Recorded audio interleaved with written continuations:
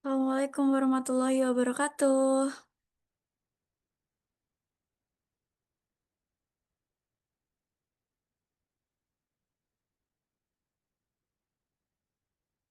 Sebelumnya, Assalamualaikum warahmatullahi wabarakatuh. Selamat siang, Bapak Ibu yang terhormat. Semoga semua dalam keadaan sehat dan berbahagia.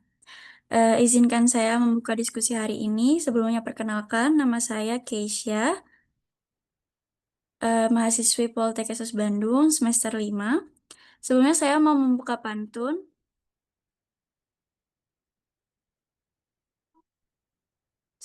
Izin saya mau membuka dengan pantun, bisa nanti dicakupin oleh Bapak Ibu semua? Bisa? Baik, saya akan membuka pantun. Jalan-jalan ke Kota Malang, beli oleh-oleh si apel manis. Mari bersama kita kenang peran pekerja sosial yang sangat penting dan harmonis. Jadi, Bapak Ibu sekalian, tema kita hari ini adalah peran pekerja sosial dalam pencegahan dan penanganan kekerasan berbasis gender. Isu ini tuh bukan sekedar persoalan individu, tapi persoalan kemanusiaan.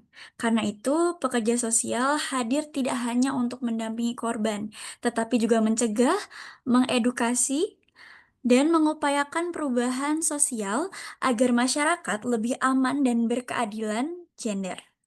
Hari ini kita akan mendengar paparan dari narasumber kita. Baik untuk Ibu narasumber sudah hadir di sini atau belum ya? Sudah, Mbak. Sudah, boleh Ibu? Di sini saya izin mau membacakan CV-nya terlebih dahulu ya, Ibu. Baik, untuk narasumber kita pada siang hari ini, Bapak Ibu sekalian, atas nama Ibu Lutri Huriani, Esos MCC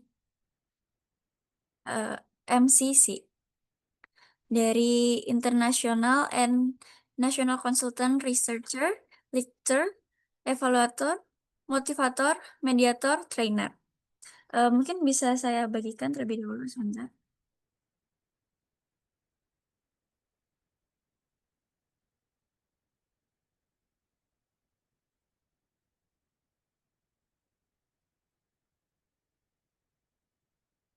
Bapak Ibu.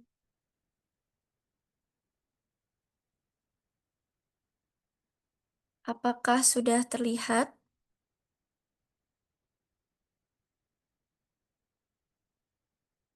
Baik.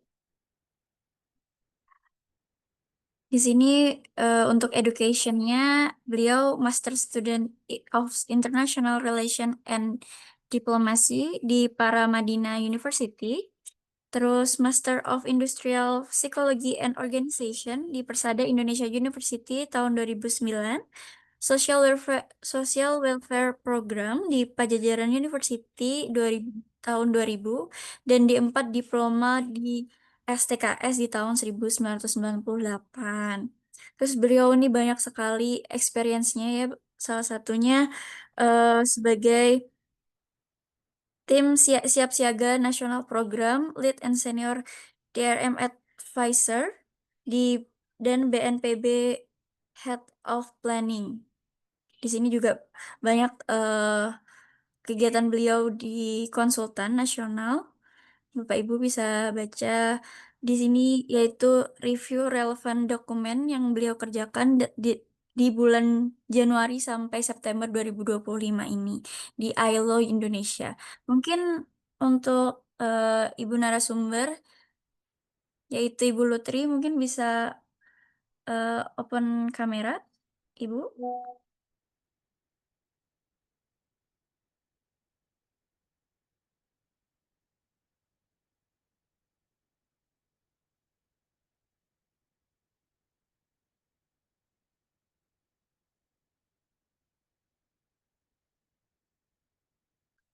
Pada Ibu dipersilahkan untuk memulai. Terima kasih banyak.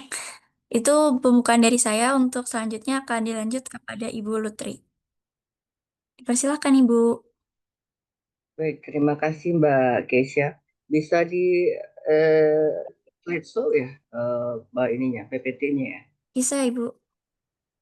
Ya. Assalamualaikum warahmatullahi wabarakatuh. Selamat siang Bapak Ibu semua.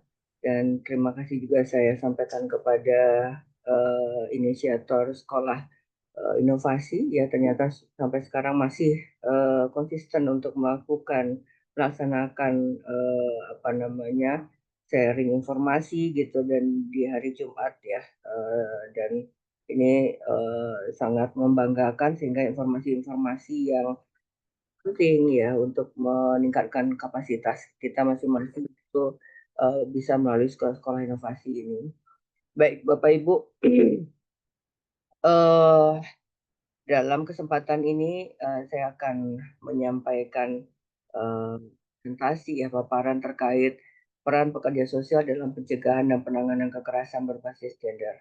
Kenapa isu ini diangkat? Karena banyak yang sudah terjadi di beberapa waktu hari ini gitu ya dan kemudian yang paling yang paling ekstrim adalah demo yang sudah terjadi di beberapa daerah di rentang waktu 25 sampai 30 September Agustus ya tempo hari. Nah, untuk itu kita perlu mengetahui apa sih yang seharusnya kita sebagai pekerja sosial yang harus kita lakukan karena ternyata di dalamnya juga tidak hanya apa namanya kekerasan fisik yang terjadi juga kekerasan psikis gitu ya terutama kepada anak-anak kita gitu ya yang masih berusia sekolah gitu. Eh, Silakan lanjutkan Mbak Keisha. Ya, sebelum saya memulai terkait kekerasan berbasis gender ya, perlu kita ketahui bersama apa sih itu gender itu gitu. Saya yakin juga Bapak Ibu yang hadir di sini sudah memahami tentang definisi gender, tapi setidaknya kita bisa merefresh kembali pemahaman tentang definisi gender sehingga kita memiliki satu pemahaman yang sama terkait gender. Jadi jangan sampai ketika berbicara tentang isu gender itu selalu disamakan kita berbicara tentang perempuan. Padahal sesungguhnya definisi gender itu tadi tidak menunjukkan satu jenis kelamin ya, tapi bicara tentang kedua jenis kelamin, tapi konsentrasi di fungsi dan tugas dan tanggung jawabnya.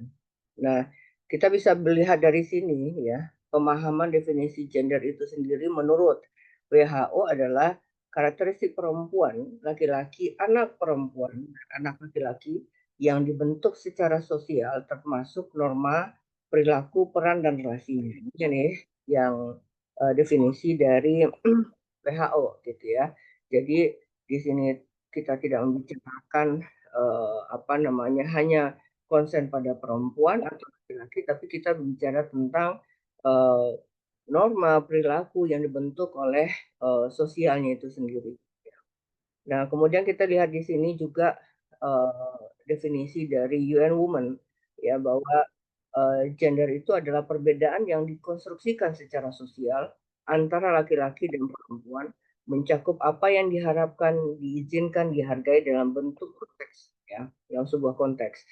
Nah, kalau dari Indonesianya sendiri itu kita sudah memiliki Impres nomor 9 tahun 2000 ya terkait definisi dari gender, yakni perbedaan peran, fungsi, dan tanggung jawab yang dibentuk oleh konstruksi sosial budaya, bukan perbedaan biologis. Jadi jelas di sini ya bahwa kita tidak bicara tentang perbedaan biologis yang disebut dengan jenis kelamin, tapi kita berbicara tentang tanggung jawab, peran, dan fungsi ya yang dibentuk oleh konstruksi sosial budaya. Ya, begitu juga dari apa namanya definisi yang dikeluarkan oleh KPPA ya, Kementerian Pemberdayaan Perempuan dan Perlindungan Anak, bahwa gender itu adalah perbedaan peran, status, tanggung jawab, dan pembagian kekuasaan antara perempuan dan laki-laki yang dibentuk dan disosialisasikan sejak kecil, gitu ya. Jadi itu yang kita sebut dengan gender. Jadi secara keseluruhan bahwa gender itu tidak berbicara tentang satu jenis kelamin saja, tapi kita berbicara cara pandang ya, cara konstruksi sosial ya melihat peran, tugas dan tanggung jawab apa namanya antara perempuan dan laki-laki itu sendiri tidak terbatas dalam kategori umur juga, karena di sini juga disebut bahwa apa namanya karakteristiknya adalah perempuan, laki-laki, anak, lansia dan lain-lain, gitu ya. Ini yang disebut dengan gender. Lanjut,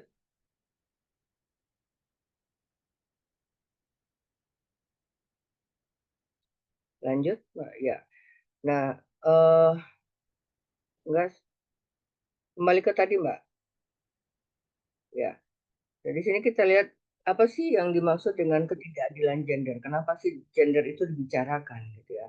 Karena ternyata ketika kita membicarakan gender itu ya ada perbedaan persepsi ya, atas peran dan tugas tadi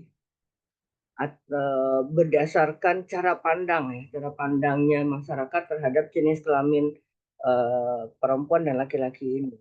Cara pandang itu ya yang menyebabkan ketidakadilannya gitu ya. Jadi ketidakadilan gender itu yang dimaksud dengan ketidakadilan gender adalah suatu kondisi ketika terjadi perlakuan yang tidak adil terhadap perempuan maupun laki-laki akibat adanya perbedaan peran, fungsi, dan tanggung jawab yang dibentuk oleh konstruksi sosial budaya.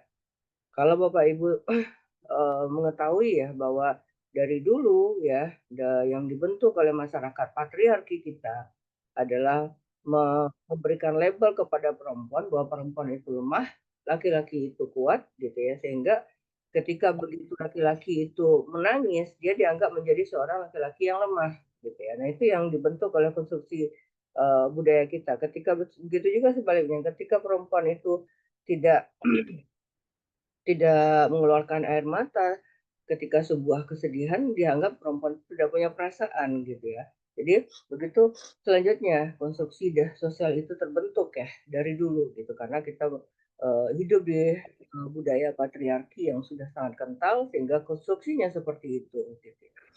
Lanjut. Nah, bagaimana bentuk-bentuk ketidakadilan gender itu sendiri? Karena perbedaan pandang yang dibentuk oleh konstruksi budaya tadi gitu ya, sehingga muncul bentuk-bentuk ketidakadilan gender. Ya, yang pertama itu marginalisasi. Apa itu sih marginalisasi gitu ya? Proses pemiskinan atau pendorongan perempuan atau laki-laki gitu ke posisi yang ke pinggir, ya.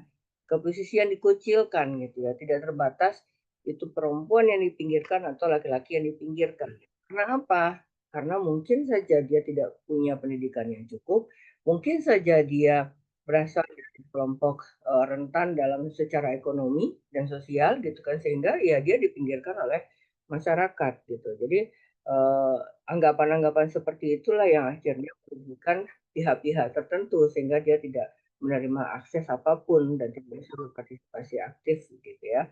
Nah, kemudian apalagi yang kedua itu bentuk ketidakadilannya adalah subordinasi gitu ya. Apa sih subordinasi itu? Subordinasi itu adalah penomorduaan. Ya, ada pihak-pihak tertentu ya berdasarkan jenis yang dianggap dia lebih rendah, ya, tidak begitu penting untuk terlibat dalam suatu kondisi tertentu, untuk mengambil sebuah keputusan, gitu ya, sehingga dia dikesampingkan, dimarginalisasikan lagi, gitu ya. Nah, ini umumnya juga terjadi pada perempuan, gitu ya, dari data yang ada, gitu. Jadi perempuan dianggap tidak pantas menjadi pemimpin, suara perempuan itu tidak pantas untuk didengarkan, sehingga dia tidak menjadi orang yang penting di ikut serta dalam mengambil keputusan. Nah, kemudian juga marginalisasi dan subordinasi ini terjadi karena adanya pelabelan tadi ya, pelabelan yang dibangun oleh masyarakat patriarki gitu ya, yang disebut dengan stereotip bahwa perempuan itu lemah, bahwa perempuan itu hanya bisa bekerja di rumah, bahwa perempuan itu kalau bekerja di luar itu terlalu banyak masalah, ya terlalu rentan gitu ya. Itu stereotip atas diri perempuan itu sudah dilabelkan dari semenjak dilahir oleh masyarakatnya gitu ya. Jadi itu yang menyebabkan pada akhirnya marginalisasi dan subordinasi itu terjadi karena stereotip. Pada akhirnya ketika marginalisasi, subordinasi, dan stereotip ini terjadi, perempuan itu akhirnya mendapatkan beban ganda ya. Sebenarnya beban ganda ini apa namanya didapatkan karena eh, dia sudah tidak bisa melakukan apapun lagi dan kemudian juga ketika dia bekerja di luar gitu ya, dia tidak dianggap sebagai pencari nafkah gitu ya. Yang dianggap pencari nafkah karena stereotip tadi adalah laki-lakinya, walaupun laki-lakinya sebenarnya tidak menghasilkan apa-apa untuk rumah tangga dan perempuan yang mensupport untuk kebutuhan rumah tangga itu tidak dianggap sebagai apa namanya nafkah utama di keluarga gitu ya, hanya sebagai nafkah tambahan gitu. Jadi, kemudian dia juga dengan begitu dia karena dia dianggap sebagai tambahan gitu ya, dia harus tetap ya budayanya gitu ya menekan dia bahwa dia harus tetap menjalankan fungsi-fungsi itu ya sebagai apa namanya perempuan gitu ya dengan stereotip bahwa perempuan itu harus berada di rumah sehingga perempuan itu melakukan pekerjaan-pekerjaan domestik dia juga mengerjakan pekerjaan-pekerjaan yang di publik gitu ya. Nah, itu yang disebut dengan beban ganda. Ketika beban ganda ini terjadi akhirnya menimbulkan dampak yang buruk terhadap perempuan itu sendiri gitu ya. Kekerasan yang tidak bisa apa namanya bisa saja kekerasan itu terjadi secara tidak langsung gitu ya si perempuan dengan beban gandanya tadi ya menjadi tidak sehat secara fisik dan psikis gitu ya. Sering sakit gitu ya. Kecapean yang luar biasa gitu sehingga secara fisik dia tidak sehat gitu ya sering apa namanya rentan terhadap risiko apa namanya stroke gitu ya atau bisa juga darah rendah gitu ya atau vertigo. Nah itu sering kita lihat pada perempuan-perempuan pekerja dan juga melakukan aktivitas rutin ya untuk mengerjakan pekerjaan-pekerjaan yang domestik. Karena kita tahu juga gitu bahwa pekerjaan domestik itu tidak pernah ada nilainya, ya, tidak pernah dihitung dengan angka-angka seberapa mulai dari perempuan itu bangun sampai perempuan itu tertidur gitu ya. Ya ini nggak tidak pernah dihitung secara nilai gitu berapa sebenarnya upahnya ketika perempuan mengerjakan itu karena dianggap itu adalah tugasnya perempuan. Gitu. Kemudian apalagi sih yang keenam gitu ya. Yang keenam itu adalah akses dan kontrol yang tidak seimbang. Jadi bentuk-bentuk ketidakadilan. Nah, jadi ketika perempuan ya memiliki penghasilan karena si laki-laki tadi adalah dianggap sebagai pencari nafkah utama, jadi melakukan kontrol terhadap pengeluaran keuangan itu adalah tetap di laki-laki gitu ya, sehingga kontrol-kontrol yang terjadi itu tidak seimbang gitu, dan perempuan pun akan mendapatkan kekerasan secara tidak langsung.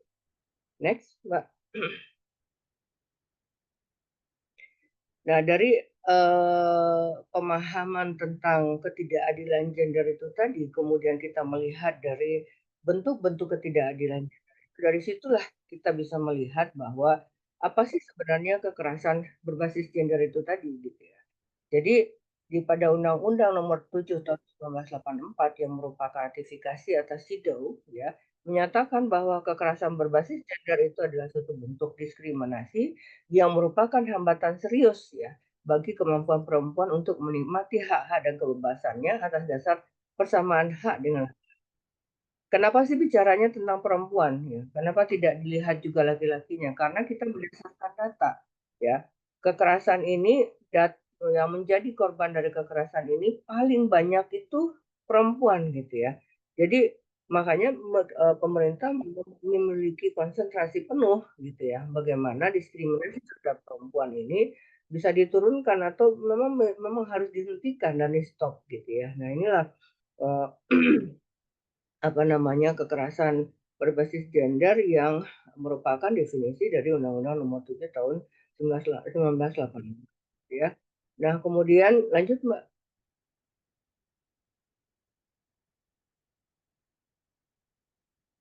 Hmm.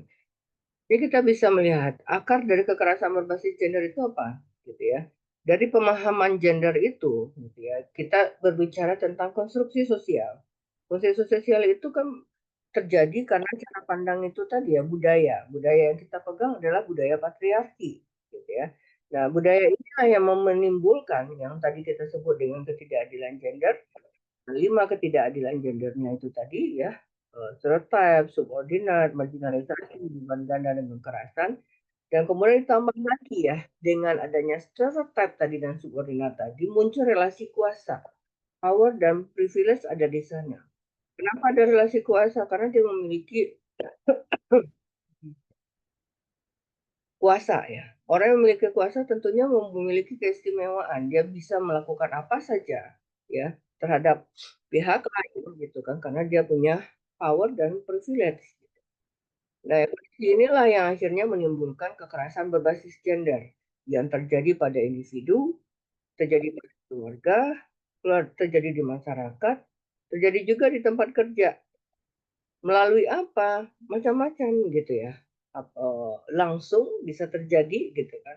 Melalui online juga terjadi, makanya sering disebut dengan kekerasan berbasis gender online gitu ya, karena disampaikannya melalui media-media sosial untuk mengintimidasi pihak-pihak tertentu untuk melakukan apa namanya mengintimidasi dengan power dan privilege yang ada gitu kan sehingga tidak ada ketakutan ketika kekerasan-kekerasan psikis ya yang dilakukan di media sosial itu mudah untuk diakses orang banyak sehingga cara pikir orang banyak juga ikut-ikutan gitu ya, terpengaruhi untuk ikut mengintimidasi beberapa kelompok individu dan masyarakat tertentu gitu ya. Lanjut.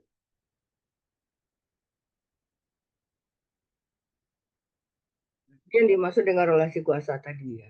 Eh, Apa sih definisinya gitu ya? Jadi perlakuan tidak adil yang didasarkan pada jenis kelamin seseorang atau identitas gender mereka mencakup berbagai aspek kehidupan ya, termasuk sosial, ekonomi, politik, dan budaya. Nah, ini menimbulkan ketidakadilan gender di sini karena adanya relasi kuasa itu tadi.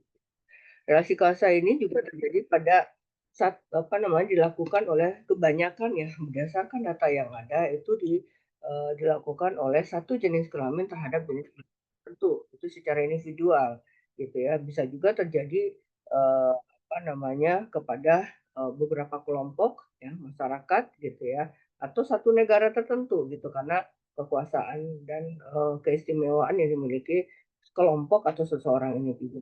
Lanjut. Nah, bagaimana sih jenis-jenis KBG itu sendiri gitu ya? Jenis-jenis KBG itu macam-macam ya, Bapak Ibu. Tapi kita akan mengidentifikasikan menjadi eh, 5 kelompok gitu ya.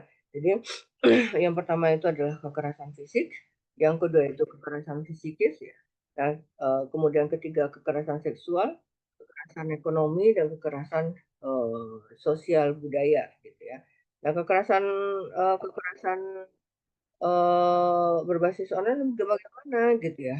Kekerasan KBGO ya biasanya disebut itu juga masuk ke dalam sini, tapi lebih lebih cenderung akan mempengaruhi dan masuk dalam kategori kekerasan fisik, kekerasan sosial budaya, kekerasan psikis ya dan kekerasan sosial budaya gitu yang akan istilahnya contoh misalnya pencemaran nama baik gitu, intimidasi yang dilakukan media sosial atau mengirimkan apa namanya foto-foto yang tidak layak gitu kan, ucapan-ucapan yang tidak layak itu masuk ke dalam kekerasan psikis dan termasuk juga kekerasan seksual karena apa namanya dapat dikategorikan kepada pelecehan-pelecehan seksual yang dilakukan di media online gitu ya. Lanjut. Nah, ini kalau bentuk-bentuk kekerasan fisik tentunya kita sudah bisa paham ya bagaimana bentuknya gitu ya. Memukul, menampar yang pada intinya adalah mengenalkan fisik seseorang yang dilakukan secara langsung gitu ya. Nah, ini apa namanya bisa nanti dibaca lagi gitu ya. Lanjut.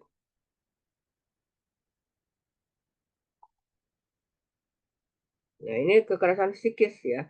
Kekerasan psikis ini ya semua ucapan-ucapan dan perilaku yang merendahkan, mempermalukan, menghina di depan umum maupun di ranah privat atau online melalui medsos dan lain-lain itu masuk ke dalam ranah bentuk-bentuk kekerasan psikis gitu ya.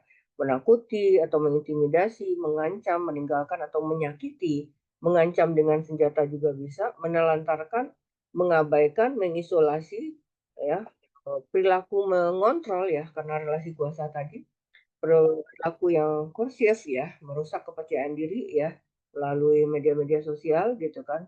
Kemudian selalu mengawasi interaksi sosial dan keberadaan individu ya, stalking-stalking itu juga masuk ke dalam kekerasan psikis kalau misalnya pihak yang apa namanya yang diawasi merasa tidak berkenan gitu ya, merasa tidak nyaman dengan namanya, proses mengawasi di interaksi di media-media sosial gitu ya.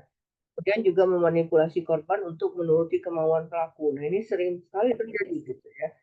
Kadang-kadang orang menganggapnya dihipnotis gitu ya, padahal sebenarnya itu adalah, bukan dihipnotis, tapi melakukan sugesti terhadap dengan ketakutan-ketakutan tertentu kepada korban, ya. Lanjut?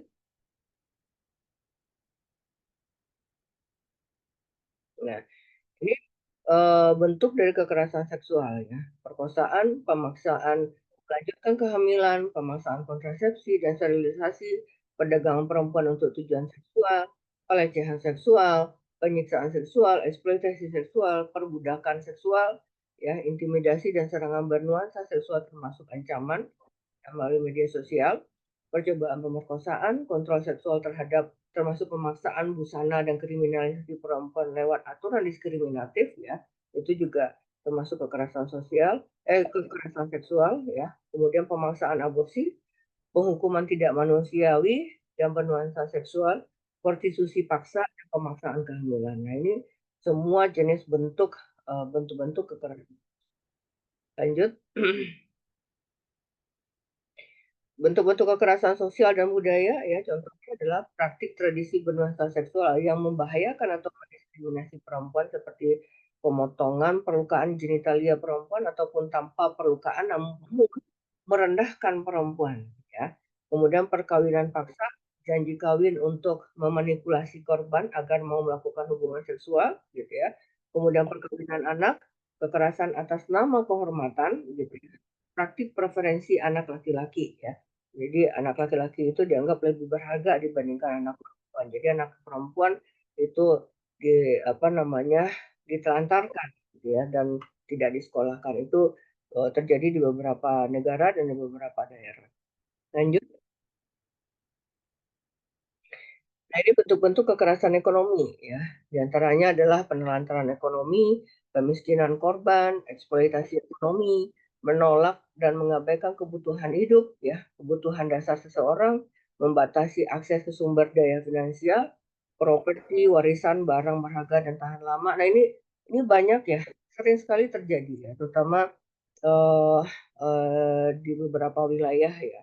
Warisan atau misalnya apa namanya ahli waris itu selalu ditujukan kepada laki-laki karena dianggap laki-laki lebih memiliki apa power ya dan berhak untuk mengambil keputusan sehingga perempuan tidak mendapatkan hak warisnya kadang-kadang.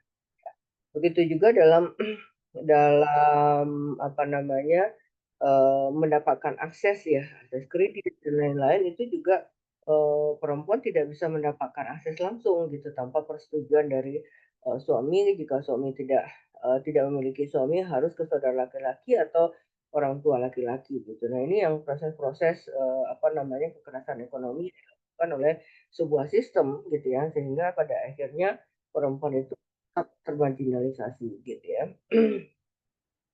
Lanjut.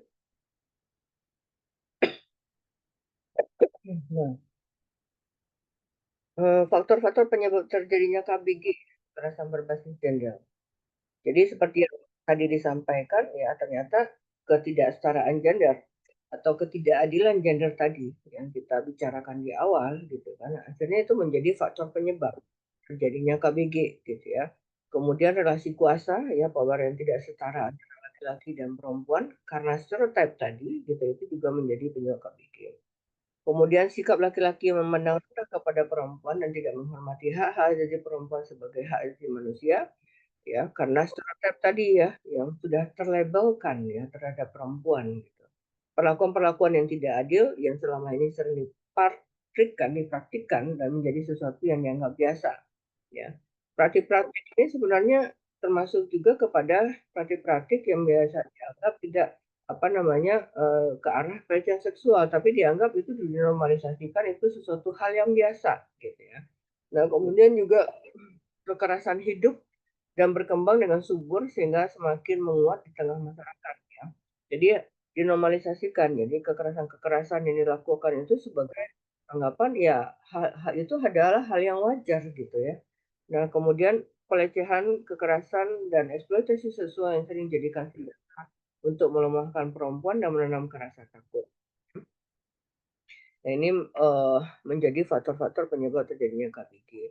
Dan kemudian juga lemahnya sistem dukungan di tengah masyarakat ini ya, karena masyarakat kita tidak peduli, dianggap bahwa kalau terjadinya kekerasan di dalam rumah tangga gitu ya, kekerasan terhadap anak ya di dalam rumah tangga gitu ya, itu dianggap urusannya tetangganya. Jadi tetangganya atau masyarakat sekitarnya itu tidak perlu untuk ikut campur. Ya, nah ini akhirnya melanggengkan ya kekerasan-kekerasan yang terjadi di masyarakat kita. Kemudian juga, penerapan hukum di Indonesia yang, sering ya tebang pilih gitu ya. Ya karena itu tadi ya, relasi kuasa tadi ya, yang mempunyai kekuasaan, yang punya kekuatan gitu ya, itu mempunyai hak istimewa. Sehingga, apa namanya, ganjaran hukumnya tidak setimpal gitu. Nah kemudian juga, eee, korban yang seharusnya dilindungi, ya diayomi gitu kan, dicarikan alternatif supaya dia tidak menjadi trauma yang berkepanjangan, justru mendapatkan stigma yang negatif gitu ya. Nah ini akhirnya melanggengkan juga, apa namanya, terjadinya kekerasan berbasis, gender dan, apa namanya, terakhir juga karena informasi terkait kekerasan berbasis gender ini tidak semuanya ya mendapatkan gitu ya, sehingga, apa namanya, faktor-faktor yang di atas tadi gitu ya, menjadi faktor yang terabaikan, nah dianggap biasa. Nah sebenarnya itulah yang harapan, kami gitu ya, melalui Sekolah Inovasi ini, hal-hal yang seperti ini sudah terinformasikan sehingga Bapak Ibu yang mengikuti Sekolah Inovasi gitu ya, memahami tentang kekerasan berbasis gender ini dan sebagai agent of change ya, untuk menjadi, apa namanya, sumber informasi yang tepat gitu untuk pencegahan kekerasan berbasis gender.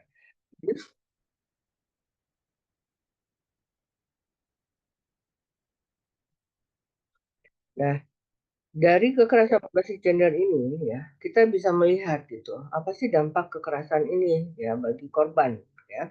Di jangka waktu pendek dan jangka waktu panjang gitu ya, secara fisik ya. Yang pertama tentunya, kalau fisik itu terlihat ya, luka-luka lebam, luka-luka, berat gitu ya, sampai bahkan adanya kematian gitu ya. Kalau yang ternyata apa namanya, dia mendapatkan kekerasan seksual, tentunya kehamilan yang tidak direncanakan itu terjadi gitu ya. Nah, itu tentunya akan menimbulkan resiko yang berkepanjangan ya, dan trauma yang berkepanjangan bagi, korbannya gitu ya.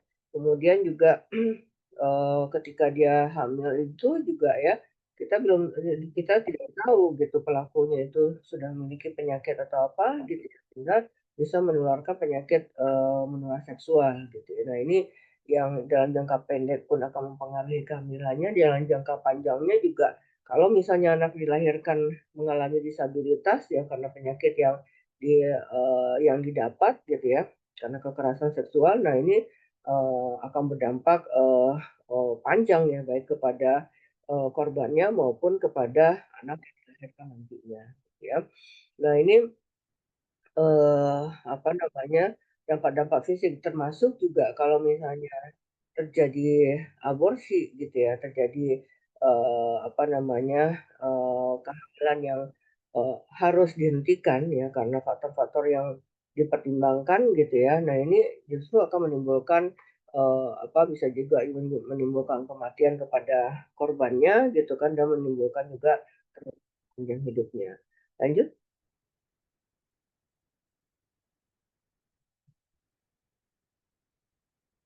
Nah ini, dampak dari psikisnya ya, kita dapat lihat di sini bahwa dari jangka pendek ya dan jangka panjang, eee, orang yang menjadi korban kekerasan berbasis gender gitu ya, dia tentunya akan mengalami kebingungan ya. Kebingungan ini diakibatkan dari apa? Karena itu tadi ya, yang faktor-faktor penyebab itu ya, bahwa terjadi kelanggengan ya, pelestarian ya, penormalisasian atas tindakan-tindakan seseorang ya, seperti contohnya gitu ya, laki-laki ya biasa merangkul perempuan dianggapnya itu, apa namanya, pertemanan biasa dengan cara merangkul misalnya, dengan cara mencolek atau apa gitu, itu dianggap sebagai sesuatu hal yang biasa gitu. Sementara bagi si perempuannya itu sendiri itu mengalami kebingungan apakah saya direndahkan atau, saya dilecehkan gitu dan kepada siapa saya harus mengadu gitu. Karena ini juga, eee, menimbulkan dampak psikologis, dalam jangka pendek gitu ya. Sehingga perasaan-perasaan tidak percaya diri gitu, hampa, marah, dan sedih, dan tidak berdaya gitu kan, itu akan terjadi pada, korban gitu. Jangka panjangnya ya gangguan psikologis ya, gangguan psikologis yang berat sampai ke depresi gitu kan, atau bahkan juga bunuh diri gitu ya, karena tidak tahu kepada siapa harus menyampaikan gitu ya. Nah, kemudian seringkali juga korban gitu yang tidak paham gitu dan tidak memahami, apa namanya, dia mendapatkan kekerasan ini, dia sering bertanya-tanya gitu, menyesali keadaan gitu, menyesali diri sendiri gitu kan, sehingga mengalami, gangguan makan, gangguan tidur gitu kan, masalah, apa namanya, ketidakmampuan secara personal gitu ya. Itu sangat berpengaruh terhadap dampak psikologis. Nah lanjut Mbak. Nah, ini dampak sosial dan budaya ya, jangka pendek dan jangka panjangnya. Jadi, korban itu selalu mendapatkan stigma negatif dari masyarakat gitu ya.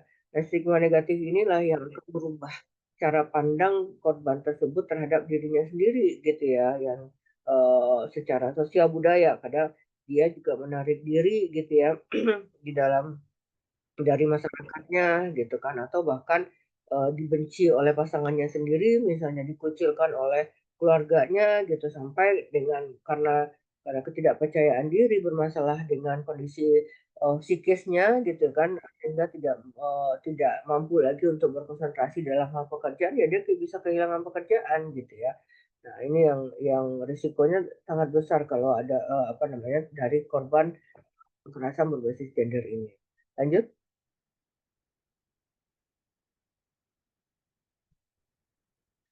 Nah, ini dampak terjadinya KBG pada keluarga, ya.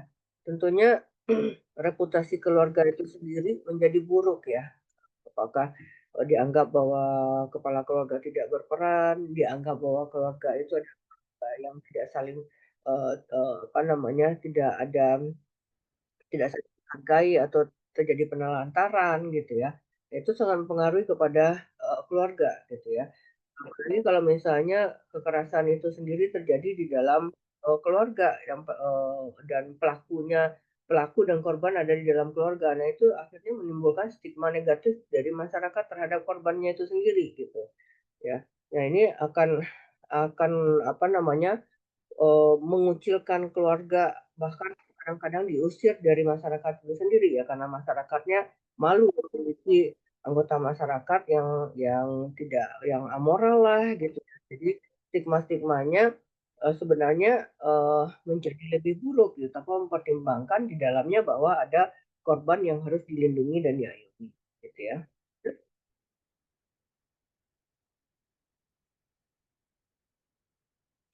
Nah, ini pada masyarakat ya, reputasi ya itu tadi ya, kalau terjadinya di satu keluarga gitu kan, nah reputasi buruk terhadap masyarakat di wilayah tersebut terjadi gitu. Orang akan berhati-hati untuk memasuki daerah tersebut. Kemudian juga bahkan mungkin kalau kalau kita lihat ya, kasus yang apa namanya, yang terjadi di Yalimo terakhir gitu ya, terjadinya perpindahan penduduk. Orang ketakutan gitu ya, panik gitu ya, akhirnya,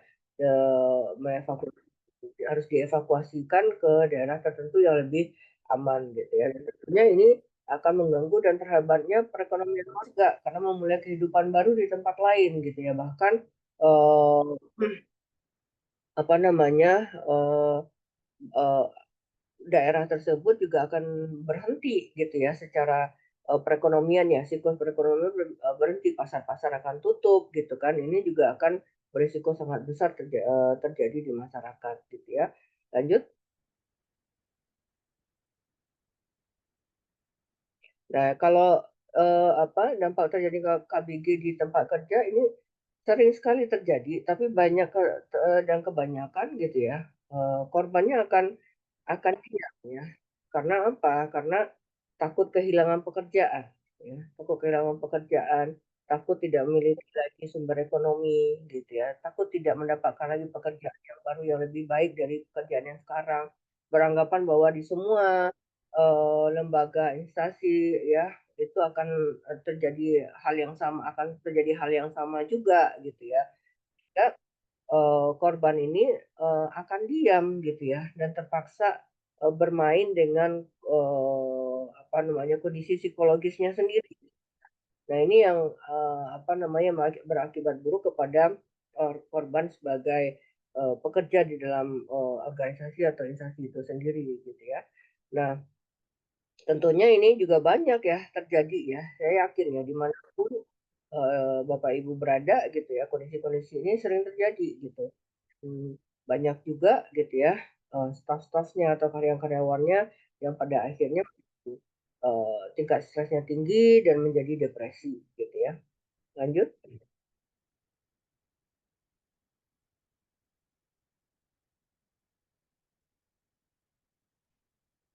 Lanjut, Mbak. Nah, bagaimana sih caranya melaporkan kasus kekerasan berbasis gender gitu ya?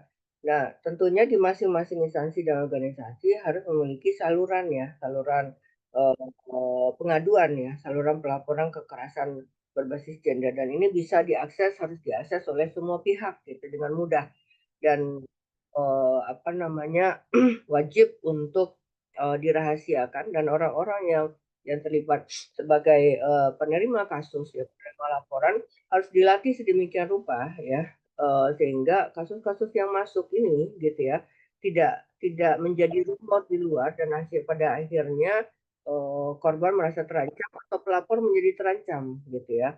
Nah, ini yang penting diketahui oleh Bapak Ibu gitu ya.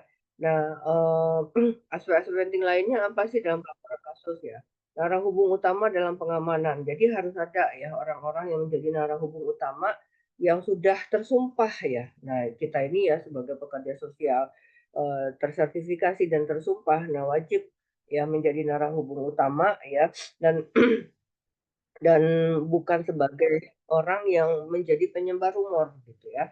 Nah, kemudian juga bagaimana membangun mekanisme pelaporan yang aman ya. Jadi, korban yang melapor atau saksi yang melapor atau pelapor dari pihak lain itu merasa aman untuk melaporkan ya, karena ada jaminan-jaminan ini gitu ya.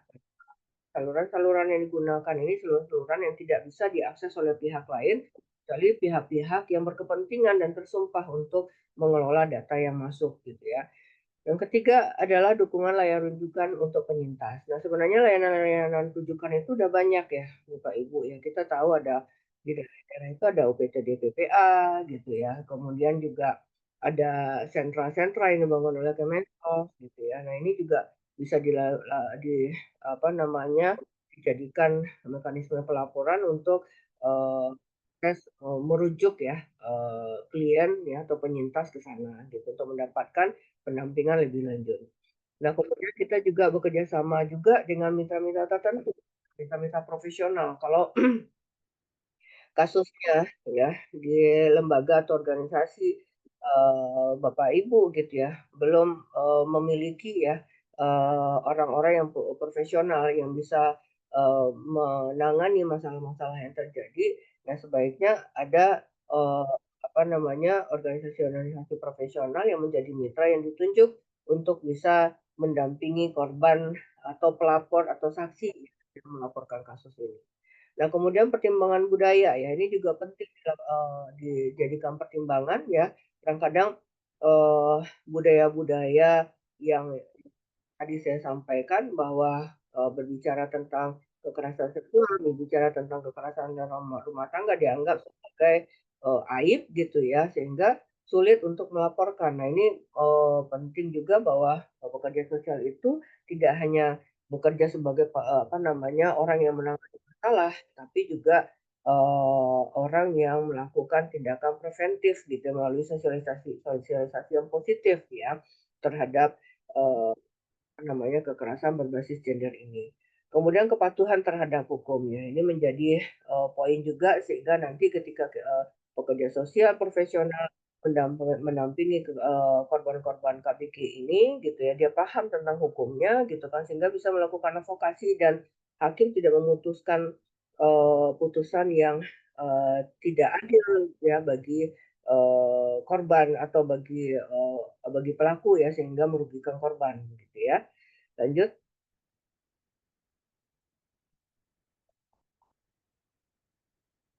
Nah, biasanya memang ya, hambatan yang sering terjadi, banyak kasus yang tidak terlaporkan ya, karena itu tadi ya, kalau terjadinya di terjadinya di dalam sebuah institusi gitu ya, atau institusi pemerintahan atau non pemerintahan gitu ya, ketakutan-ketakutan kehilangan pekerjaan itu ya. Sehingga memang, kita harus menyusun ya, prosedur ya, mekanisme pelaporan kasus yang aman, saluran-saluran yang aman ya, saluran-saluran yang memang ya memahami kode etik kerahasiaan itu gitu ya. Jadi sehingga, pihak-pihak yang berkuasa pun tidak tahu gitu ya, kalau ada pelaporan-pelaporan kasus terkait ya, pihak-pihak tertentu yang memiliki power dan, privilege tadi gitu terhadap korban gitu ya. Nah ini sebenarnya dimanapun ya ini terjadi, sehingga ini menjadi hambatan ya bagi korban untuk melaporkan kasusnya ya, relasi kuasa. Kemudian korban mengkhawatirkan akan hilangnya dukungan yang selama ini diterima ya. Jadi tadi sudah disampaikan juga, apalagi kalau misalnya, korban itu tidak memiliki power atau tidak memiliki privilege ya di lembaganya. Nah ini pasti akan, korban akan sangat mengkhawatirkan dan bahkan nanti akan kehilangan pekerjaan dan secara, sosial dan ekonomi. Kemudian juga ketakutan akan pembalasan yang diterima ya. Nah ini tadi permasalahannya ketika misalnya hukum itu tebang pilih gitu ya, eee pelaku itu hanya diberikan, hukuman 1 tahun penjara dipotong masa tahanan gitu kan, tentunya akan sebentar lagi dia akan ketemu lagi dengan korban ya, yang tentunya korban akan sangat takut jika, nanti ada, pelaku akan melakukan tindakan pembunuhan. Nah, berikutnya adalah takutnya akan kehilangan sumber pendapatan ya, seperti yang sudah disampaikan tadi.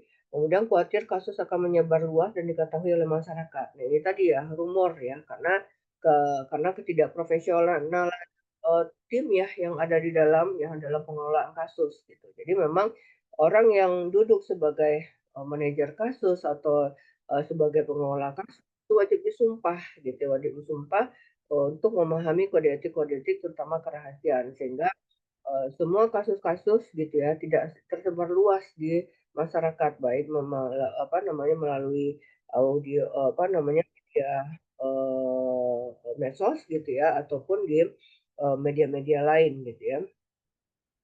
Tidak mendapatkan dukungan dari keluarga ya.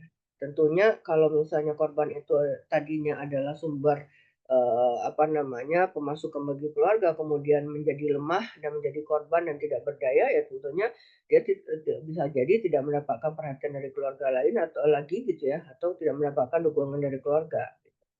Nah, hambatan yang berikutnya juga terjadi, sering banget ya terjadi karena tidak ada sosialisasi kemana harus melaporkan, jadi tidak mengetahui mekanisme pelaporannya. Dan kemudian tidak ada pendampingan, ya. Jarang sekali gitu ya, eee lembaga-lembaga tertentu atau lembaga-lembaga yang seharusnya memiliki pekerja sosial untuk mendampingi ini, malah ternyata tidak memiliki pekerja sosial untuk proses pendampingan, ya. Nah, ini juga berisiko juga untuk penyelesaian kasus ya. Nah kemudian sanksi sosial dari keluarga tadi sudah disampaikan, kurangnya informasi ya ini juga sudah disampaikan, rumit atau kompleksitas dalam pelaporan. Nah ini juga sering terjadi beberapa kali di terus kemudian juga korbannya juga merasa karena tidak didampingi juga merasa terintimidasi dengan laporan-laporan tersebut gitu ya dan berulang-ulang sehingga menimbulkan trauma-trauma terus ya terus-menerus gitu. Dan prosesnya juga sangat lama gitu ya, harus sudah ada bukti dulu dan segala macam. Nah, yang menjadi, proses pelaporan itu menjadi sangat lama dan kompleks gitu ya.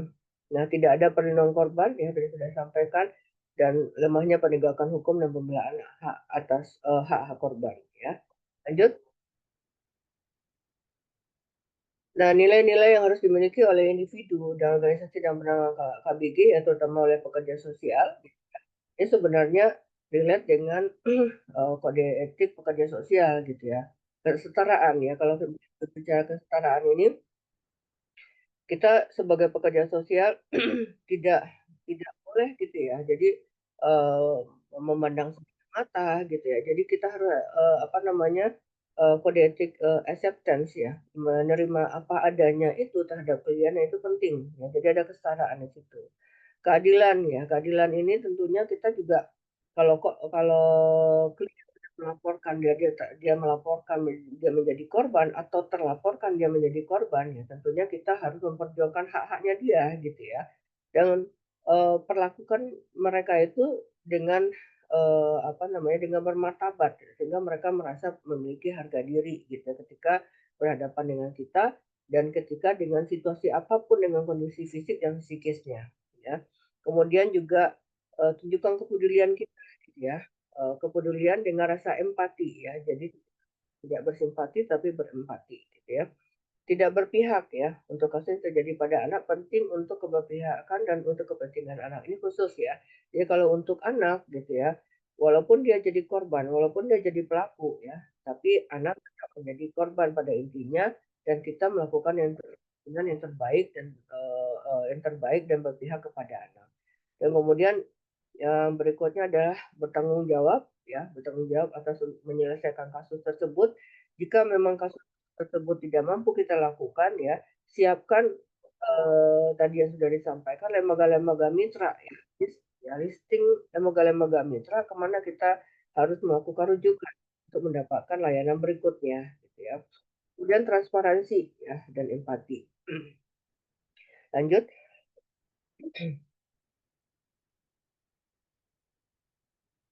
lanjut Mbak.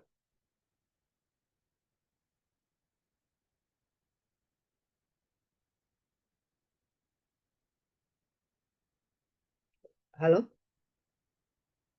bisa lanjut? Ya. Ini prinsip utama dalam organisasi dalam merespon dan memberikan dukungan pada korban kekerasan berbasis gender ya.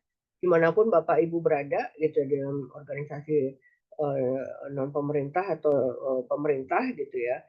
Ini prinsip-prinsip yang wajib ada gitu ya dalam memberikan dukungan pada korban kekerasan berbasis gender. Yang pertama pendekatan yang berpusat pada penyintas gitu ya. Jadi apapun ya apapun yang dilakukan gitu kan tetap kepentingannya adalah kepentingan kepada penyintas ya dan keputusannya pun keputusan kepada penyintas ya. Kita tidak bisa memaksakan gitu kan, apa yang menjadi, eee, idealis kita untuk penyelesaian kasus gitu ya. Tapi kita hanya memberikan beberapa alternatif dan keputusan tetap di tangan klien gitu ya. Kemudian tidak meneransi kelambatan bertindak ya.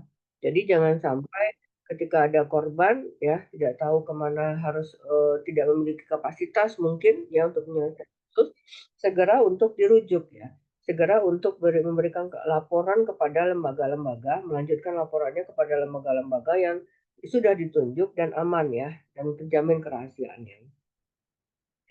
Kepemimpinan dan budaya organisasi yang saling menghormati ya. Ini kita harus membangun ya ketika informasi ini sudah tersampaikan, setidaknya Bapak Ibu menjadi, apa namanya, orang yang mentransfer lagi ya informasi-informasi ini kepada, pihak-pihak yang memiliki power atau privilege, eee eee, lembaga atau organisasi Bapak Ibu sehingga budaya organisasi yang saling menghormati ini menjadi dikembangkan ya untuk meminimalisir terjadinya kekerasan berbasis gender.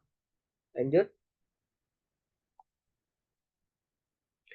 Nah, ini komitmen terhadap gender, keberagaman, dan inklusi sosial gitu ya. Jadi kita tadi ya berbicara tentang gender itu karena budayanya adalah budaya patriarki yang terbangun, setelah memahami ini tentunya kita harus memahami juga bahwa fungsi dan peran itu, dan tanggung jawab antara laki-laki dan perempuan itu gitu ya, itu dibangun oleh masyarakat. Jadi bagaimana caranya kita mengembangkan pemahaman yang positif yang sama terhadap cara pandang kita terhadap gender dan perbedaannya itu tadi gitu dan keberagaman yang terjadi ya contohnya istilahnya yang terjadi kepada, apa, etnis tertentu gitu ya, masyarakat adat tertentu, atau kepada teman-teman yang disabilitas gitu ya. Nah ini komitmennya tetap sama ya dan cara pandangnya tetap sama gitu, cara pandang yang positif terhadap, apa namanya, kesetaraan gender itu tadi, gitu. Kemudian akuntabilitas dan transparansi ya. Semua laporan itu memang apa namanya, memang rahasia terhadap, korbannya ya, inisial-inisial, tapi permasalahannya itu harus tersampaikan dengan baik gitu ya, terutama kepada lembaga-lembaga yang menjadi rujukan. Itu, lanjut. Nah, ini penerapan kebijakan dalam pencegahan, dan penanganan KBG ya. Ini bisa digunakan di dalam lembaga tertentu gitu ya. Jadi proses rekrutmen dan seleksi yang lebih aman. Jadi harus diketahui gitu ya, di lembaga Bapak Ibu gitu ya, siapa sih yang akan direkrut ya? Apakah ini pernah menjadi predator sebelumnya? Apakah ini pernah, apa namanya, melakukan tindakan-tindakan kriminal sebelumnya? Apa tindakan kriminal yang dilakukan, nah ini proses-proses seperti ini perlu dilakukan ya. Makanya biasanya kalau di lembaga-lembaga nasional gitu ya, perlu, dicantumkan ya, kotak-kotak, referensi gitu ya, sehingga kita tahu selama, apa namanya, orang itu mengenal si orang yang akan kita rekrut itu sejauh mana, pribadi dan karakternya gitu ya. Sampai kita mengenali juga bahwa apakah dia pernah menjadi seorang predator gitu kan atau tidak tindakan kriminal lainnya. Nah, kode etik dan safeguarding ini perlu dibangun di lembaga Bapak Ibu gitu ya, sehingga Eee, semua orang terjamin keselamatannya, semua orang terjamin keamanannya ya, baik fisik dan psikis gitu ya, dan, aman ya, jauh dari kekerasan berbasis gender. Nah, kemudian yang ketiga, tanggung jawab dan untuk pelapor ini juga wajib harus di dalam ada ya, termaktub di dalam kode etik ini, siapa yang punya tanggung jawab untuk melapor dan bagaimana orang tersebut ketika misalnya menerima laporan harus melanjutkan ke mana, apakah mendampingi atau bagaimana gitu. Kemudian komunikasi dan pelatihan gitu ya. Nah, komunikasi dan pelatihan ini memang harus sering-sering ya diulang-ulang terus gitu kan, sehingga informasi ini nggak saat ini disampaikan kemudian udah lupa gitu ya, apa namanya, sebulan, 2 bulan kemudian gitu. Sehingga ketika itu terjadi kekerasan gitu ya, kekerasan berbasis gender, udah lupa harus bagaimana gitu ya. Kemudian kebijakan saling menghormati di tempat kerja ya, anti pelecehan. Nah, ini sebenarnya pelanggaran terhadap safeguarding ya, safeguarding itu kan terdiri dari, perlindungan terhadap anak, kemudian juga pencegahan kekerasan seksual, pencegahan eksploitasi seksual dan pelecehan seksual gitu ya, dan ini menjadi zero tolerance ya. Jadi tidak ada toleransi jika ini terjadi di, tempat kerja di mana Bapak Ibu, bekerja.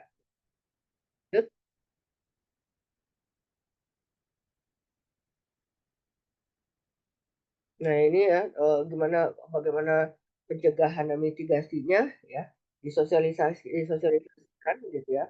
Nanti juga materi akan di-share ya oleh host ya, sehingga ini bisa menjadi pegangan bagi Bapak Ibu apa yang harus dilakukan dan kemudian dengan siapa berkoordinasi. Ya kemudian juga, Bapak Ibu juga wajib ya bukan wajib ya, kalau dananya ada ya silakan melakukan pelatihan atau bisa melalui media-media seperti ini yang dilakukan oleh Sekolah Inovasi ini ya, untuk me-refresh kembali gitu ya, materi-materi yang sudah disampaikan gitu kan dan kemudian apa yang harus dikembangkan, apakah membangun mekanisme pelaporan kasus gitu kan, apakah, melatih orang-orang yang harus duduk ya, sebagai orang penerima laporan gitu ya. Nah, atau sebagai apa gitu ya. Nah, itu, perlu dilakukan pelatihan-pelatihan tersendiri ya. Kemudian pengembangan infrastruktur ini penting ya, karena, apa namanya, kalau bisa ya, kalau memungkinkan dananya ada, perlu memang dia di disiapkan ya ruangan-ruangan konseling gitu ya, sehingga orang, yang bermasalah gitu ya, bisa dengan aman menggunakan ruangan-ruangan konseling dan pendampingan itu. Nah, pengaduan ya, saluran-saluran pengaduan ini penting ya, harus disiapkan gitu kan. Nah, perlindungan hak perempuan, nah ini juga penting gitu ya, terutama perlindungan, hak perempuan ini seperti contohnya misalnya Eee, ruangan untuk menyusui ya, ruangan, toilet yang dibedakan antara toilet laki-laki dan perempuan, ya ini juga, penting diinisiasi di, tempat kerja Bapak Ibu. Pelibatan laki-laki ya, jadi bahwa isu-isu ini memang, eee, terjadi korbannya adalah, perempuan dan dari data yang ada ya, jadi mohon maaf ya dari data yang ada, terutama di Cetahu Komnas Perempuan dan, di Kemen PPA ya, korban ini hampir ya rata-rata ya, 90% itu adalah perempuan dan pelakunya adalah laki-laki. Tapi bukan tidak mungkin ya bahwa ketika mensosialisasikan tentang kekerasan berbasis gender ini, laki-lakinya memang harus dilibatkan gitu. Jadi pelibatan laki-laki ini memang harus di dilakukan ya semaksimal mungkin ya, sehingga tidak lagi melakukan, tindakan-tindakan yang disengaja atau tidak disengaja, yang cenderung ke arah, apa namanya, melakukan atau berkontribusi ke arah terjadinya ketidakadilan gender yang tadi gitu ya. Lanjut. Nah, bagaimana peran pekerja sosial dalam pencegahan dan penanganan kekerasan berbasis gender ya? Kita tahu ya bahwa peran-perannya pekerja sosial itu banyak sekali ya, terutama di kalau di pencegahan kita lihat di sini ya sebagai edukator ya. Kita yang mengedukasi ke masyarakat, yang memberikan pencerahan-pencerahan, memberikan informasi-informasi, memberikan informasi terhadap, apa namanya, layanan-layanan, pengaduan gitu, pelaporan gitu ya, memberikan informasi terhadap substansi dari kekerasan berbasis gender itu sendiri apa gitu, sehingga masyarakat menjadi tahu ya, menjadi tahu tentang kekerasan berbasis gender ini dan jika terjadi kekerasan berbasis gender, mereka tidak jadi kebingungan lagi harus melapor kemana gitu ya. Kemudian menjadi advokat kebijakan ya. Nah, ini memang harus diperankan oleh, pekerja sosial ya, mengusulkan kalau misalnya saat ini di daerah Bapak Ibu belum ada ya perda atau peraturan daerah tentang pencegahan penanganan KBG. Nah, sekarang mungkin, harus kalau misalnya datanya di daerah Bapak Ibu itu tinggi gitu ya, perlu dia di dibuatkan atau disusun, peraturan daerahnya ya terkait, pencegahan dan penanganan kekerasan berbasis gender. Kemudian juga advokasi anggaran layanan ya, ternyata belum ada ya anggaran seperti UPTD PPA, ya anggarannya minim misalnya untuk pencegahan dan penanganan, kasus ini. Sementara wilayahnya tinggi gitu ya dengan, kasus KBG ini. Nah ini bisa dilakukan advokasi terhadap anggaran, pendampingan, dan anggaran-anggaran layanan, bagi, apa namanya, yang dilakukan oleh, pekerja sosial terhadap klien-klien atau korban-korban KBG gitu ya. Nah, sebagai pekerja masyarakat ya, tentunya ini juga kalau masyarakatnya di sana, apa namanya, termasuk dari, masyarakat yang tingkat pendapatan keluarganya rendah gitu ya, ini perlu dilakukan pemberdayaan perempuan gitu ya. Nah, pemberdayaan perempuan untuk menguatkan ya, menguatkan, ekonomi perempuan itu sendiri gitu ya, sehingga mereka lebih percaya diri ya, mampu untuk berpartisipasi aktif gitu ya, mampu untuk berbicara, terutama, jika mereka sudah, memiliki pendapatan yang bagus ya, kalau terjadi hal-hal yang tidak diinginkan oleh mereka, mereka sudah berani berbicara gitu ya. Itu untuk pencegahan. Kemudian juga, apa, pekerja sosial itu juga menjadi agen perubahan ya, perubahan sosial.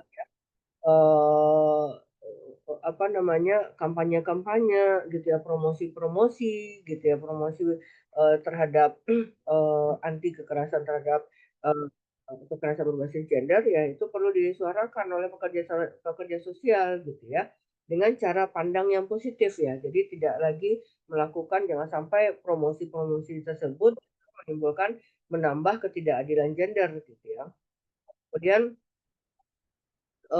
penanganan-penanganan yang, bisa dilakukan oleh pekerja sosial ya contohnya menjadi mediator atau penghubung layanan gitu ya, menghubungkan korban dengan layanan medis, hukum, dan psikologis. Tapi tetap menggunakan, apa namanya, form-form yang sudah disahkan bersama gitu kan untuk mendapatkan rujukan. Nah sebelum ini terjadi tentunya juga, pekerja sosial perlu memediasi gitu ya supaya, apa namanya, kolaborasi antar sektor gitu kan itu terjadi dalam, penanganan, kasus kekerasan berbasis gender ini gitu ya. Nah terus kemudian juga,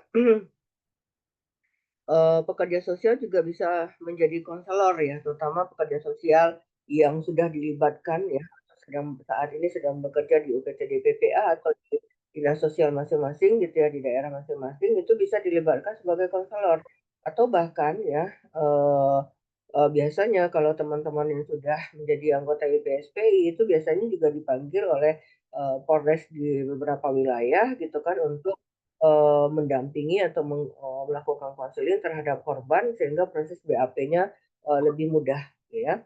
Kemudian menjadi manajer kasus ya. Nah, ini juga apa namanya beberapa waktu yang lalu gitu ya, kita juga sudah memainkan peran-peran ini dan saya yakin juga Bapak Ibu ya yang bekerja di Dinas Sosial dan UPTD BPA gitu ya, sudah memainkan peran ini sebagai manajer kasus gitu ya. Apa namanya, masukan-masukan dan rekomendasi-rekomendasi dari kita ya setelah kita melakukan asesmen psikososial gitu ya dengan berbagai tools itu tadi gitu itu bisa digunakan oleh profesi lain untuk melakukan lanjutan pendampingannya gitu ya. Kemudian sebagai enabler ya, bantu korban mengakses informasi dan sumber daya. Jadi didekatkan korban tersebut kepada sistem sumber yang ada ya, yang dia sama sekali tidak mengetahui yang selama ini sulit untuk mengakses informasi sehingga sulit untuk meningkatkan apa namanya pendapatan keluarga. Nah kita yang mendekatkan mereka kepada sistem sumber yang ada gitu ya. Nah, kemudian sebagai pelapor dan dokumentator, ya. Kalau beberapa waktu yang lalu gitu ya, untuk kasus demo ya, IPSPI juga sudah mempersiapkan juga aplikasi ya yang bisa digunakan namanya Sigap Anak gitu ya untuk merespon dan mendokumentasikan semua pelaporan-pelaporan dan itu terjamin ya aman dan tidak bisa diakses oleh sembarang orang. Jadi kalau kalau nanti laporan-laporan itu keluarnya hanya sebagai inisial-inisial untuk diakses. Jadi kita hanya tahu kasusnya saja, tapi kita nggak apa namanya pihak-pihak tertentu, terutama pekerja sosial yang mendampingi tidak akan tahu gitu. Ini tinggal di mana, kasusnya anak siapa gitu kan, itu nggak tahu. Cuman cerita kasusnya, kronologisnya akan bisa diketahui untuk proses selanjutnya ya, untuk pendampingan selanjutnya secara profesional. Juga terbatas juga siapa yang bisa mengakses itu. Tapi untuk melaporkan itu semuanya bisa dibukakan aksesnya. Begitu Bapak Ibu, ya silahkan kalau misalnya ada apa namanya hal-hal yang ingin ditanyakan atau didiskusikan. Terima kasih. Saya kembalikan kepada moderator.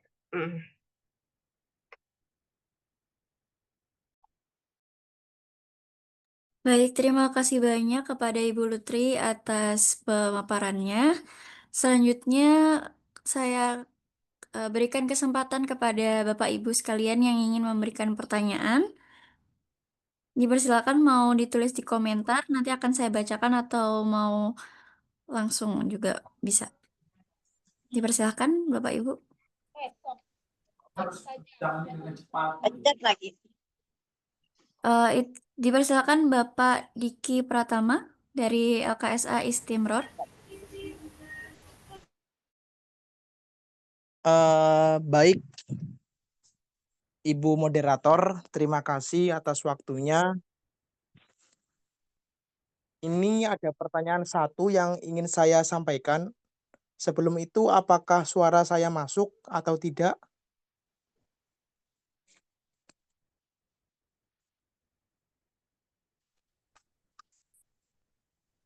Apakah suara saya masuk? Masuk jelas. Jelas. Lanjut, Dengar lanjut. Bapak. Pertanyaan saya begini. Bagaimana teknologi dapat dimanfaatkan untuk mendukung upaya pencegahan dan penanganan kekerasan berbasis gender? Apa saja potensi dan tantangan penggunaan teknologi dalam konteks pencegahan dan penanganan KBG? Terima kasih, Ibu.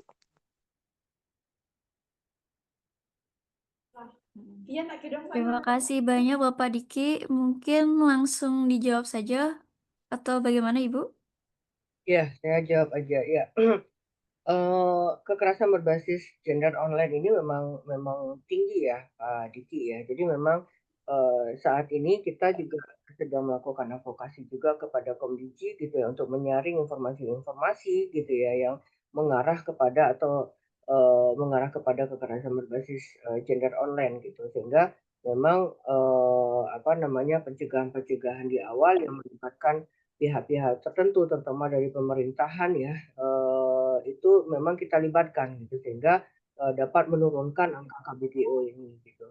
Nah, kalau misalnya dari di tingkat levelnya di tingkat kita gitu ya, selain kita melakukan advokasi terhadap digitalisasi transformasi gitu ya, terutama untuk pencegahan dan pencegahan KBGO ini gitu ya, kita juga perlu ya, apakah Bapak Ibu yang saat ini mungkin terlibat di sekolah rakyat barangkali gitu ya, nah, atau di instansi Bapak Ibu gitu ya, perlu juga untuk mengantisipasi bahwa smartphone itu harus disaring gitu ya. Jadi tidak lagi apa namanya menerima berita-berita intimidasi atau apa namanya konten-konten yang serius mengarah kepada kekerasan berbasis gender atau kekerasan.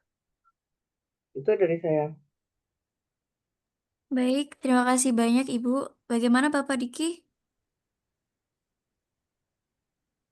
Terima kasih cukup Ibu atas jawaban. Saya terima. Baik, terima kasih Bapak Diki. Selanjutnya Ibu ada di sini dari Bapak Herul Iskandar. Kepada Bapak Herul dipersilakan Bapak. Iya, Assalamualaikum. Suara saya jelas enggak ya? Jelas, Pak. Jelas Bapak, jelas Bapak. Oke, terima kasih. Sebelumnya ada dua hal yang ingin saya tanyakan kepada Ibu Lutri untuk mungkin ada saran atau masukan. Saya pendamping Restos, Bu. Jadi saya pendamping Restos penempatan di Kabupaten Situbondo. Kebetulan saya itu sering mendampingi terutama anak-anak yang berkasus di eh, hukum ya Bu, entah itu anak korban terutama.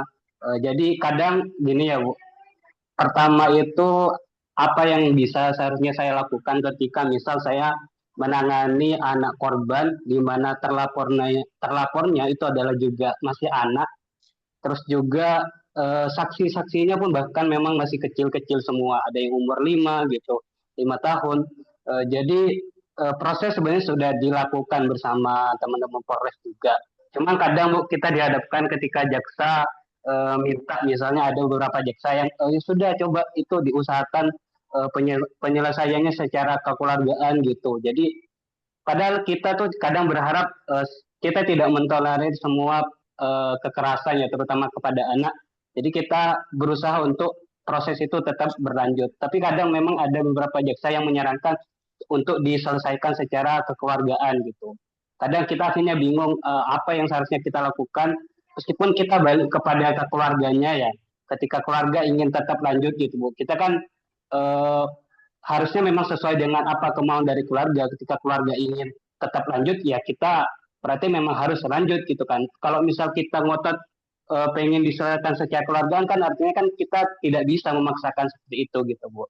Itu yang pertama. Terus yang kedua Bu, misal kita mungkin Ibu bisa ngasih pandangan atau saran kepada saya ketika bentuk-bentuk advokasi yang mungkin bisa optimal ketika kita mendampingi anak entah kasus persetubuhan gitu, tapi prosesnya itu kadang masih lambat, entah kendala atau apa gitu. Kita kan juga tidak bisa masuk secara mendalam ya kepada Polres menanyakan seperti apa sih kendalanya kok anak ini sampai sekarang masih belum terselesaikan kasusnya seperti itu. Kadang bingung tuh Bu ketika kita advokasi ke sana, kita coba ya kita memang tetap menyampaikan bagaimana seharusnya dan sebagainya, tapi kan memang tetap kuasanya itu ada di Polres terkadang seperti itu. Itu sih Bu, mungkin ada saran dan masukan kepada saya. Terima kasih.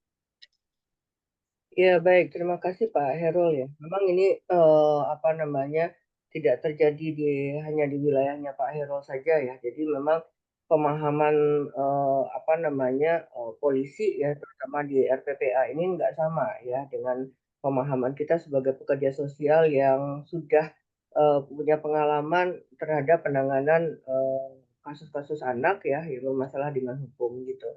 Jadi yang pertama itu memang kita harus ya merasa bahwa penting sekali untuk mensosialisasikan pola-pola gitu ya pendekatan-pendekatan yang dilakukan terhadap apa namanya penanganan anak ya yang berkasus dengan hukum ini kepada kepolisian ya terutama yang apa namanya yang berada di RPPA ya.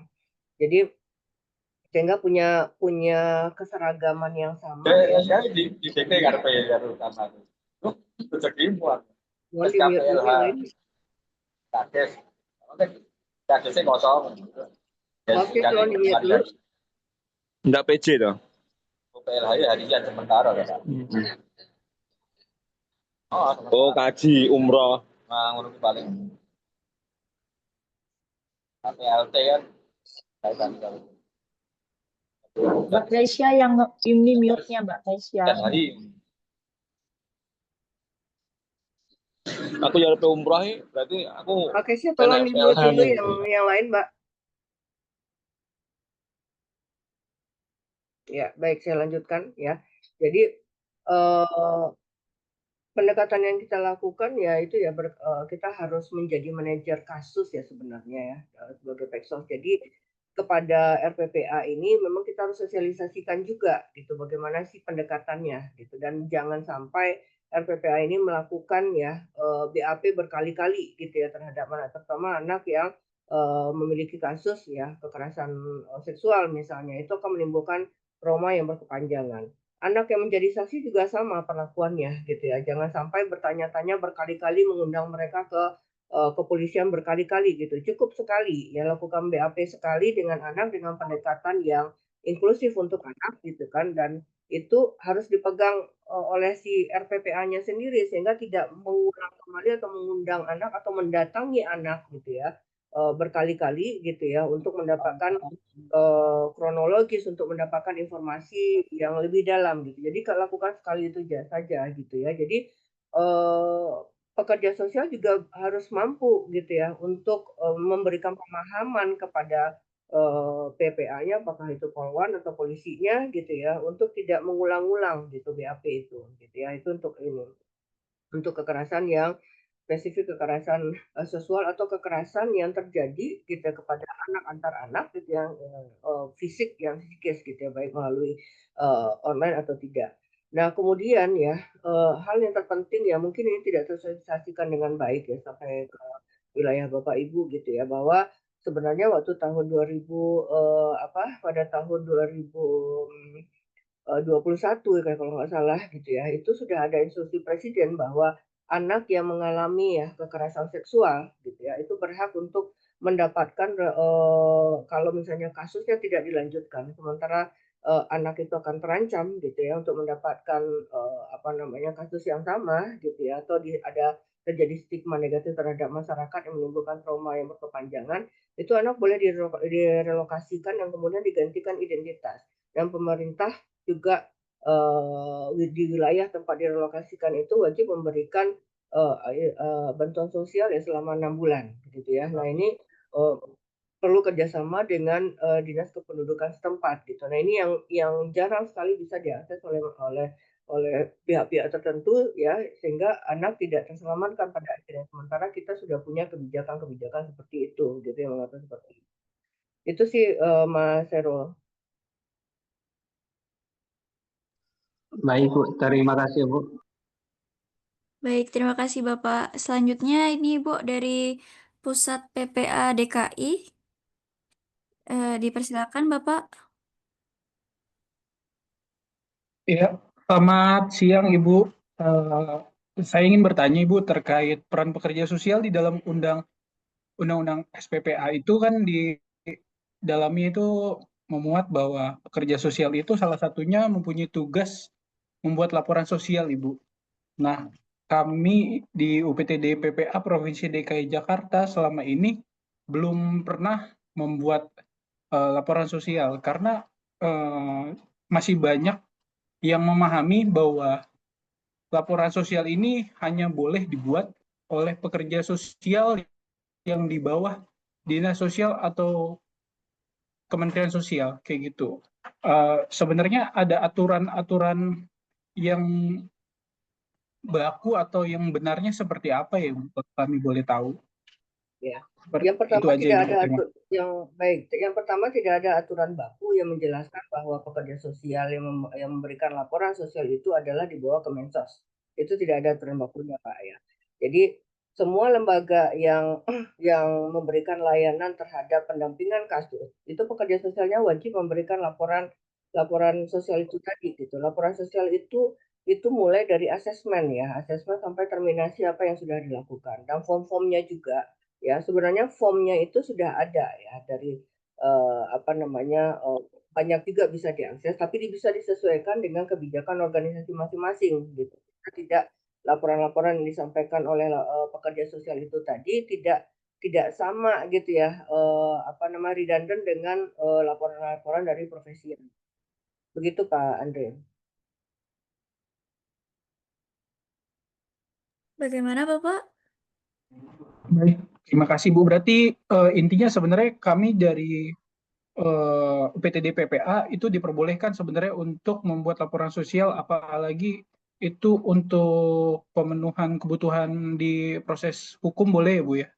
Sangat dibolehkan Pak. Jadi itu bisa berupa kebijakan di lembaganya Bapak sendiri gitu ya, dan disepakati bersama model dan bentuk laporannya itu seperti apa gitu. Jadi kalau misalnya mau disusun pedomannya, pengisiannya juga boleh gitu. Jadi semuanya paham ini apa namanya laporan-laporannya seperti apa gitu kan, itu menjadi laporan dari pekerja sosial, laporan yang seperti apa menjadi laporan dari psikolognya atau hukumnya gitu. Jadi itu menjadi satu dokumen yang bisa dipakai gitu kan bersama untuk dilanjutkan ke proses selanjutnya. Baik, terima kasih Ibu. Sama-sama Pak. Terima kasih kepada Bapak Andre Jeffrey atas pertanyaannya. Mungkin masih ada yang ingin bertanya atau tidak, Bapak Ibu? Masih ada satu kesempatan lagi. Jikalau sudah, akan saya tutup untuk sesi diskusi pada siang hari ini. Silakan Bapak Ibu.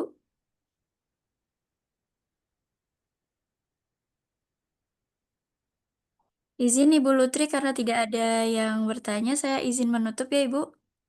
Silakan Sebelumnya, Kak. Ya, silakan juga sebelum- ini ya, apa namanya, materinya juga tolong dikirimkan sehingga semua peserta hari ini bisa mendapatkan materinya Mbak Kesa. oh ya, sebelumnya saya izin Ibu, ini di Zoom saya tidak ada izin untuk mengirimkan file, jadi dari saya tidak bisa mengirim. Oh ya, hostnya siapa ya, host utamanya?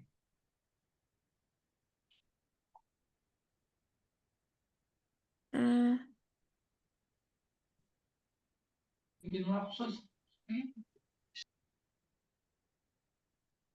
dari tim SIP Ibu. Ya, bisa dimintakan ke tim SIP-nya untuk apa, memberikan materinya barangkali ya. Baik Ibu. Sebelumnya mungkin dari Ibu ada closing statement sendiri Ibu.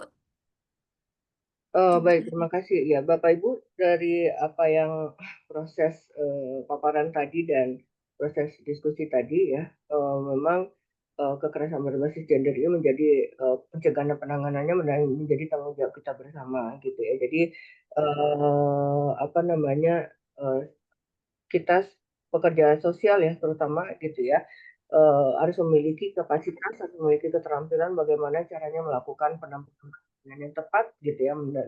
Jangan sampai juga ketika kita memberikan pendampingan ya kepada perempuan kita melakukan tindakan yang tanpa sengaja, tanpa kita ketahui gitu ya, kita melakukan kekerasan berbasis gender kepada klien atau pihak-pihak lain. Dengan itu mungkin materi-materi tentang KBG ini perlu dipahami dan diperdalam lagi oleh Bapak Ibu sehingga tidak terjadi lagi kekerasan berbasis gender baru ya ketika kita melakukan proses-proses pendampingan selanjutnya. Demikian Mbak Kesa silakan. Dari saya izin Ibu mau memberikan kesimpulan terkait materi yang Ibu sampaikan. Baik, kekerasan berbasis gender atau KBG muncul dari ketidakadilan gender, relasi kuasa yang timpang, dan praktik budaya patriarkis yang sudah mengakar. KBG tidak hanya berdampak pada fisik, tetapi juga psikologis, sosial, ekonomi, hingga keberlangsungan hidup korban dan keluarganya. Oleh karena itu, pencegahan dan penanganan KBG harus dilakukan secara menyeluruh melalui edukasi, penguatan hukum, layanan pengaduan yang aman, serta keterlibatan semua pihak, termasuk pekerja sosial, masyarakat, dan lembaga pemerintah. Pekerja sosial berperan penting dalam advokasi, pendampingan, dan membangun sistem perlindungan yang berpihak pada penyintas agar tercipta lingkungan yang adil, setara, dan bebas dari kekerasan. Mungkin sebelumnya Ibu dan Bapak Ibu sekalian, saya mau menutup dengan pantun, boleh dicakepin Ibu? Boleh, Mbak. Boleh. Eh, Boleh, bunga Mbak. mawar harma wangi, Cakep. tumbuh indah di tepi halaman. Cakep. Jangan biarkan kekerasan terjadi, keadilan gender harus diperjuangkan. Oke. Baik, terima kasih banyak Bapak Ibu sekalian dan Ibu Lutri atas pemaparan yang hebat pada siang hari ini. Saya ucapkan terima kasih banyak. Saya tutup, izin. Wassalamualaikum warahmatullahi wabarakatuh. Waalaikumsalam warahmatullahi wabarakatuh. Kaisang minta di-share materinya. Materinya boleh di-share, Kesya? Iya, Ibu. Ini dari saya belum bisa kirim karena tidak ada izin dalam Zoom saya untuk mengirim, Ibu. Bisa digabungkan Kasih Bu dengan Lutri. dengan Terima kasih, sertifikat. Ibu. Izin live ya Bapak Ibu. Ya, Bapak Ibu. Baik Ibu, terima kasih banyak materinya. Sangat membantu sekali.